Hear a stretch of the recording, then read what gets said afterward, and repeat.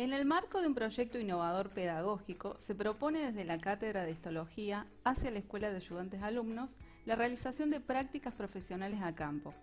Las mismas se realizaron bajo la coordinación de la docente y médica veterinaria María Eugenia Maynés Soria de El Colorado Fisioterapia y Rehabilitación. Los objetivos de las mismas fueron ofrecer una formación docente a los ayudantes alumnos a través de estas prácticas, plantear estrategias de enseñanza y aprendizaje en base a las tareas realizadas y plasmar las experiencias adquiridas a nivel áulico de grado. Es a través de ellas que realizamos una integración de las actividades ejecutadas durante las prácticas profesionales, vinculándolas a los conceptos histológicos de mayor importancia para las prácticas desarrolladas. El tejido epitelial es uno de los 4 tejidos básicos, junto al tejido conectivo, muscular y nervioso. Este se clasifica en epitelio de revestimiento o glandular. Los epitelios de revestimiento a su vez se clasifican en simples y compuestos dependiendo de la cantidad de capas celulares que lo componen. Dentro de los simples encontramos al epitelio plano simple con sus núcleos aplanados, siendo estas células más anchas que altas. Epitelio cúbico simple, poseen células que son igual de anchas que de altas y con núcleos redondos. En el epitelio cilíndrico simple podemos observar células más altas que anchas y sus núcleos son cilíndricos. Por último, observamos el epitelio pseudoestratificado, el cual se caracteriza por ser una sola capa de células que apoya sobre la membrana basal y presenta sus núcleos a diferentes alturas, dando un aspecto estratificado. Este tipo particular de epitelio lo podemos encontrar, por ejemplo, en el tracto respiratorio, tráquea y bronquios. El mismo se denomina pseudoestratificado cilíndrico ciliado con células caliciformes. Los epitelios estratificados se caracterizan por presentar 2 o más capas celulares. En el epitelio plano estratificado, la capa celular más superficial presenta núcleos aplanados. A su vez, este puede ser o no queratinizado. El epitelio cúbico estratificado presenta 2 o más capas de células cúbicas. Igual sucede con el epitelio cilíndrico estratificado, solo que las células son cilíndricas. Y por último, el epitelio de transición o polimorfo, que se caracteriza por tener la capacidad de adaptarse a la funcionalidad del órgano. Este epitelio se encuentra presente en la vejiga y los uréteres. Es importante destacar que los epitelios, entre sus características más importantes, apoyan sobre una membrana basal, pueden presentar especializaciones de membrana, no poseen sustancia intercelular, son avasculares, por lo que se nutren del tejido conectivo subyacente. Los epitelios glandulares poseen diferentes clasificaciones. Una de estas se basa principalmente en la forma de la unidad secretora o adenómero. Dentro de estas encontramos a los acinos. Los acinos de tipo mucoso se caracterizan por presentar células de tipo piramidales con núcleos basales y aplanados, citoplasma claro, en el que se destaca la secreción mucosa y una luz central visible, a diferencia de los acinos de tipo seroso, que se caracterizan por presentar células poligonales con núcleos redondos, citoplasma basófilo u acidófilo, dependiendo de la proteína que está siendo secretada, y una pequeña luz central. Recordamos que los acinos también pueden ser mixtos, presentando una porción mucosa y una porción serosa en forma de semiluna. La lengua es un órgano macizo que pertenece al sistema digestivo. Posee un epitelio plano estratificado que puede ser queratinizado o no, dependiendo de la especie. Por debajo del mismo, tal como observamos en esta imagen, se encuentra el tejido conectivo. El tejido conectivo, propiamente dicho, es otro de los tejidos fundamentales y se caracteriza por presentar células fijas y móviles. Las células fijas son los fibroblastos, fibrocitos, adipocitos, miofibroblastos y células mesenquimatosas. Los fibroblastos son las células encargadas de secretar la matriz intercelular. Dicha matriz está a su vez formada por una porción amorfa, formada por proteoaminoglucanos y agua, y por una porción fibrilar donde encontramos fibras de tipo reticulares, elásticas y colágenas.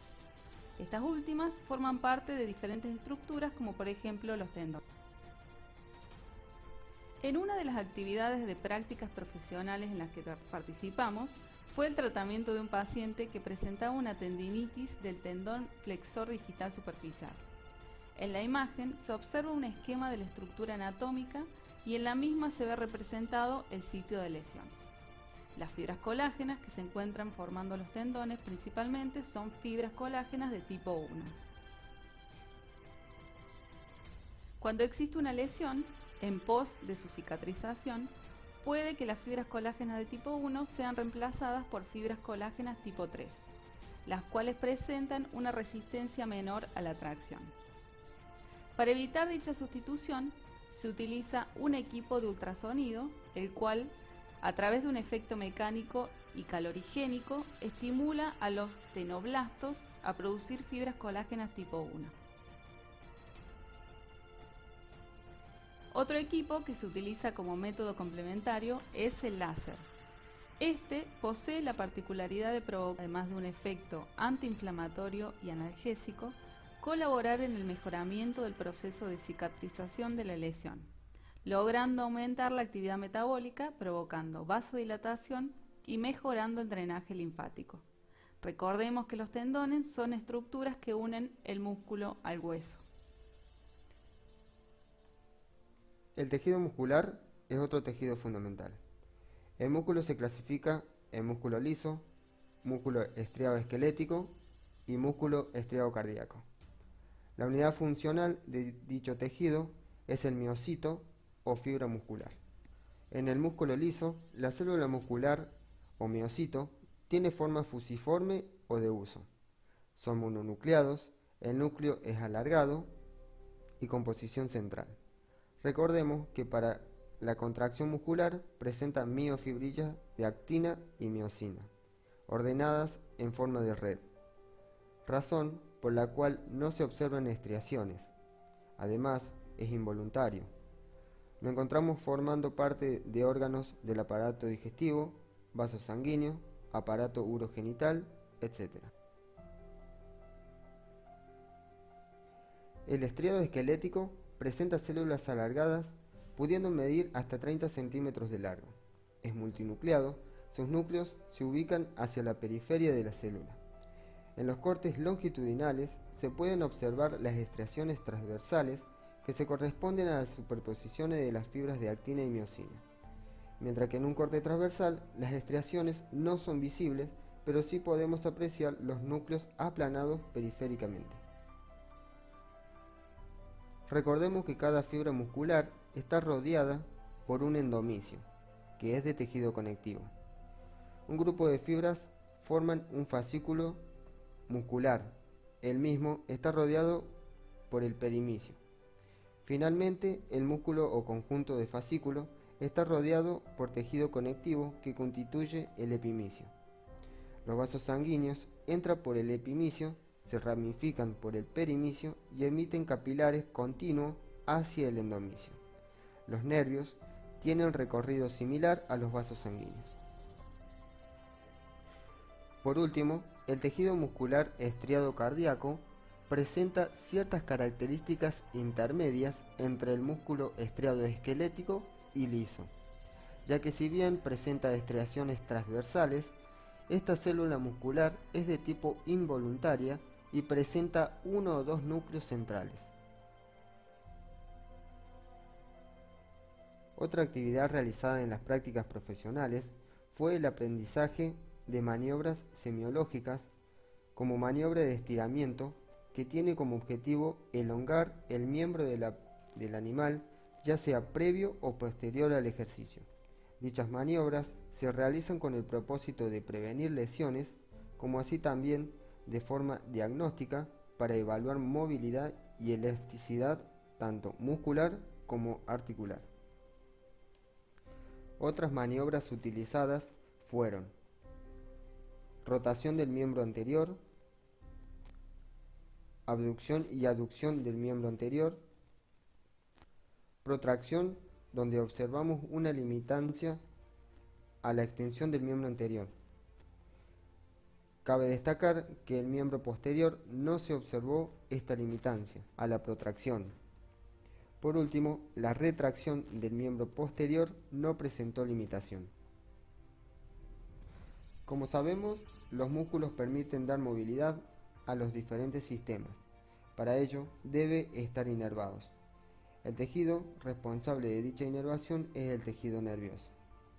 Este tejido fundamental está formado por un sistema nervioso central y un sistema nervioso periférico.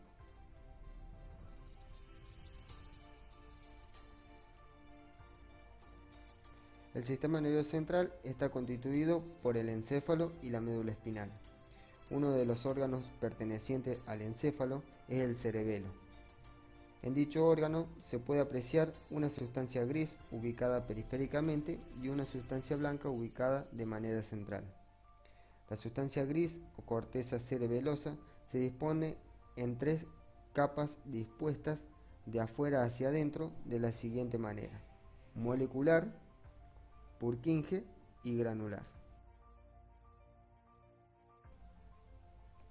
En cerebro, la sustancia gris o corteza cerebral, al igual que en cerebelo, está ubicado en forma periférica, encontrándose la sustancia blanca centralmente. Dicha corteza está formada por 6 capas que no se pueden distinguir una de otra al microscopio óptico. A diferencia de los 2 órganos nombrados anteriormente, en la médula espinal la sustancia gris se presenta de manera central, mientras que la sustancia blanca se ubica periféricamente.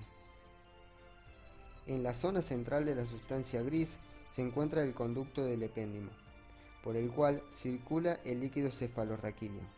Este conducto está revestido por un epitelio que puede ser cúbico, cilíndrico o pseudoestratificado, y está formado por células de la microglía denominadas células ependimarias. Por otra parte, en la sustancia gris podemos encontrar principalmente cuerpos o somas neuronales, como así también células de la glía, y en menor cantidad axones de tipo mielínicos y amielínicos. Recordemos que las células de la glía se clasifican en macroglía, donde están los astrocitos encargados del sostén y nutrición, y los oligodendrocitos encargados de formar la vaina de mielina.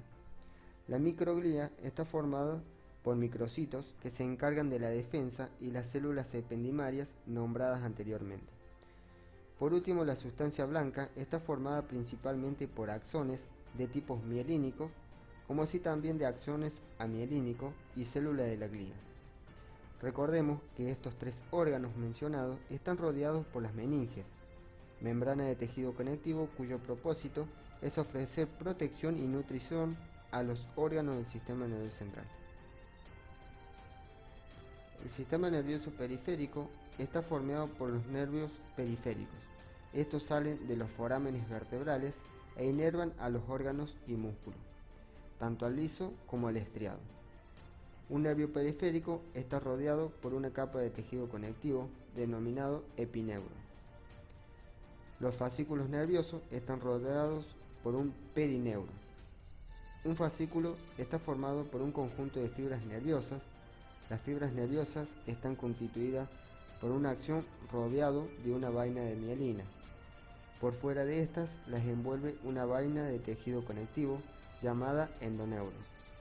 Es importante destacar que la vaina de mielina en el sistema nervioso periférico es formada por las células de Schwann.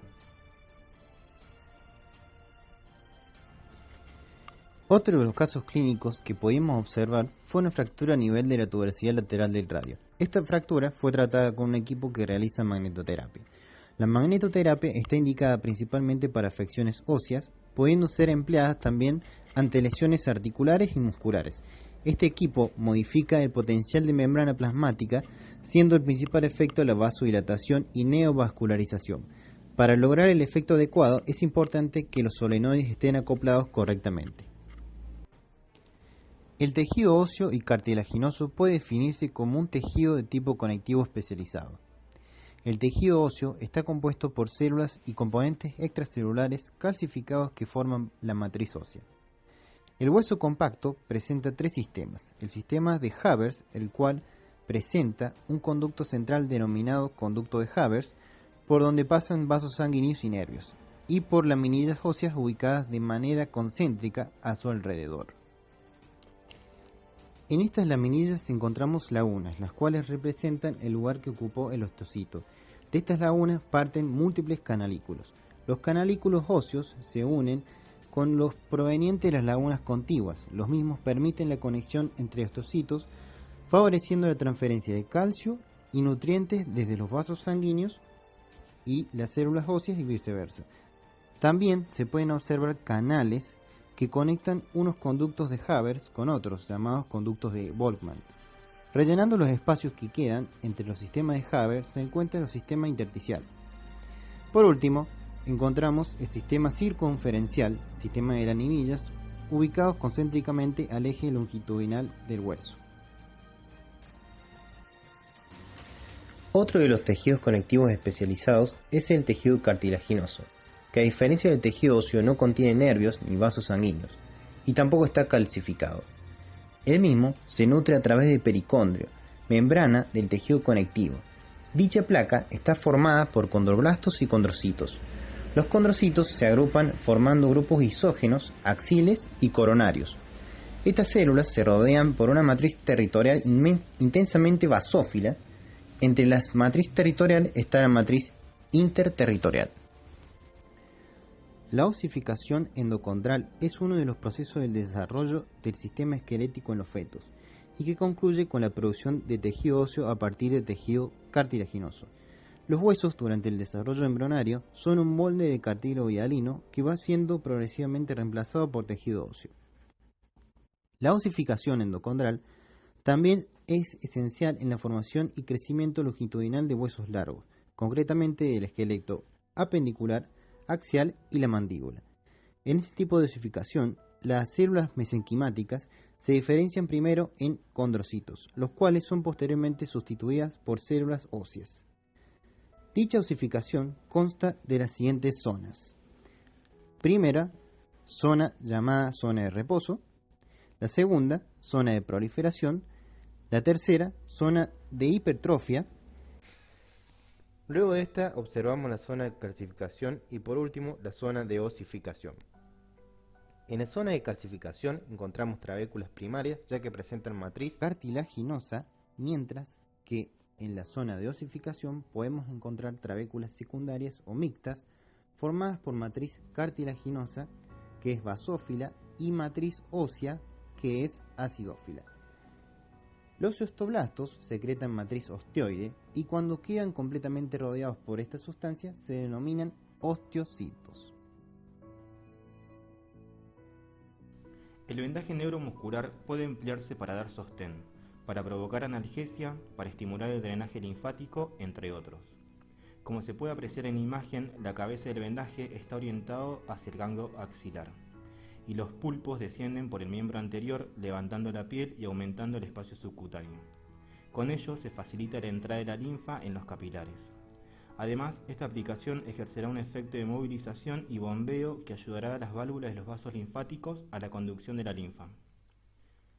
El tejido linfático también es un tejido conectivo especializado en el que las células predominantes son los linfocitos. Los órganos linfáticos primarios son la médula ósea y el timo. En ellas, las células linfoides se generan y diferencian en linfocitos B maduros y linfocitos T maduros. Los órganos linfáticos secundarios son los ganglios linfáticos, el vaso y el tejido linfoide asociado a las mucosas. En estos tejidos, los linfocitos B y T toman contacto con los patógenos y sus antígenos, activándose y multiplicándose. El ganglio es un órgano encapsulado y macizo por el cual circula la linfa. Su estroma está formado por tejido conectivo denso reticular. Posee una cápsula la cual emite trabéculas. Por debajo de la cápsula se encuentran los senos subcapsulares, los cuales drenan la linfa hacia los senos subtrabeculares, atravesando la corteza y alcanzando la médula. El parénquima de este órgano se divide en una corteza y una médula. A nivel de la corteza encontramos los nódulos linfáticos formados por linfocitos T y B, mientras que en la médula encontramos cordones medulares y senos medulares. Entre la corteza y la médula existe una zona compuesta por linfocitos T llamada zona timodependiente. El vaso Órgano también encapsulado y macizo por el cual circula sangre. Su estroma está formado por tejido conectivo denso reticular. La cápsula está formada por tejido conectivo denso y músculo liso, responsable de la esplegnoconstracción. La cápsula emite trabéculas hacia el interior del órgano. El parénquima está formado por pulpa roja, la cual representa el 80% del órgano, y una pulpa blanca que representa el 20% restante. La pulpa blanca consiste en una arteriola central con una vaina linfocitaria periarteriolar, mientras que la pulpa roja está formada por senos esplénicos y cordones. Dichos cordones están formados por un entramado de células y fibras reticulares. Entre sus redes de fibras reticulares se encuentran algunos plasmocitos y abundantes macrófagos, pero las células que predominan son las de la sangre.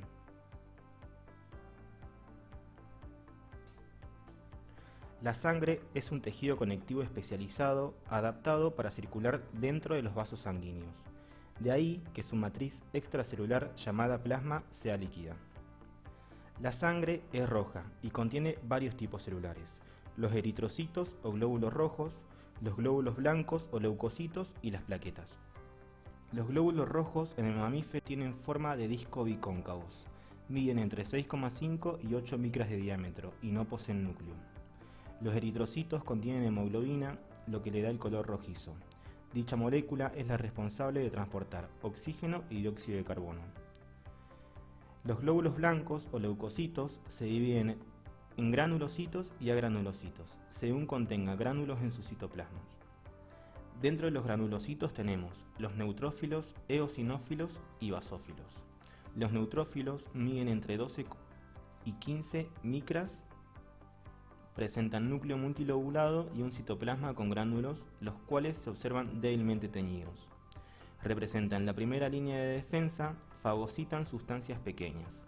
Los eosinófilos poseen un tamaño similar a los neutrófilos. Su núcleo es bilobulado, su citoplasma presenta gran cantidad de gránulos, los mismos se observan color rojizos e intervienen en las alergias y en las reacciones inmunológicas contra los parásitos y fagocitan complejo antígeno-anticuerpo.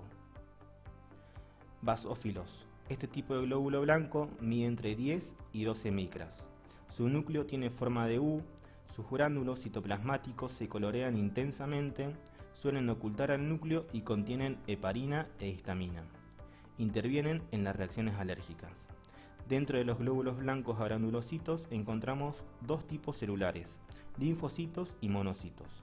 Los linfocitos miden desde 9 a 18 micras de diámetro, por lo que se pueden encontrar pequeños, medianos y grandes. Presentan un núcleo esférico con una pequeña escotadura en uno de sus lados y un citoplasma pequeño.